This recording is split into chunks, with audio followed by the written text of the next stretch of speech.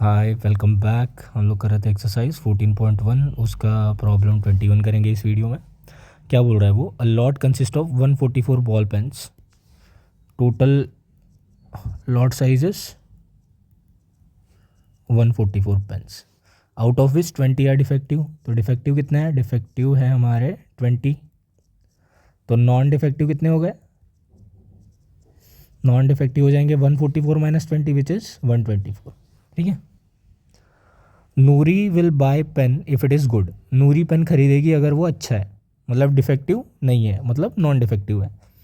But will not buy if it is defective, और नहीं खरीदेगी अगर वो डिफेक्टिव है।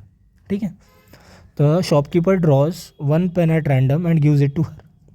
तो शॉपकीपर रैंडमली ड्रॉ करता है एक पेन और उसको देता है। ठीक है।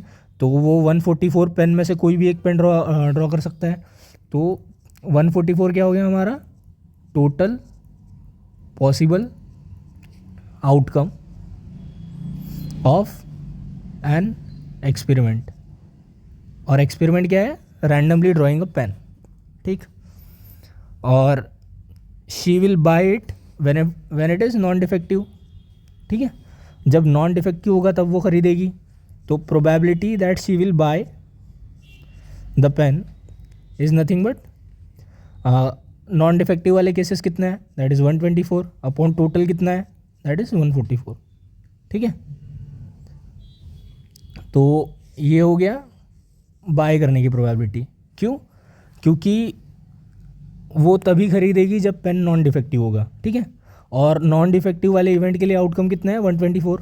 तो probability of getting non defective items, sorry probability that she will buy it is number of outcome of an event where the pen will be non defective upon total number of outcome of an experiment. ठीक है। अब बाद में she will not buy it, तो she will not buy it मतलब buy का complement. ठीक है। और दो तरीके हैं इसके। पहला क्या?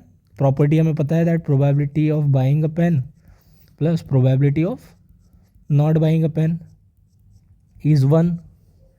तो प्रोबेबिलिटी ऑफ नॉट बाइंग क्या आ जाएगा? प्रोबेबिलिटी ऑफ नॉट बाइंग आ जाएगा 1 माइनस 124/144 विच इज़ 20/144। ठीक है। ये एक तरीका है। दूसरा क्या है? Probability of not buying. क्यों नहीं खरीदा उसने? नहीं खरीदा क्योंकि वो डिफेक्टिव थे। ठीक है। और डिफेक्टिव आने वाले इवेंट के आउटकम कितने हैं? 20। ठीक है। और टोटल एक्सपेरिमेंट के आउटकम कितने हैं? 144। तो नहीं खरीदने की प्रोबेबिलिटी कितनी है? 20/144। दोनों केस से सेम आ रही है। आई होप आपको समझ में आया होगा। Thanks for watching.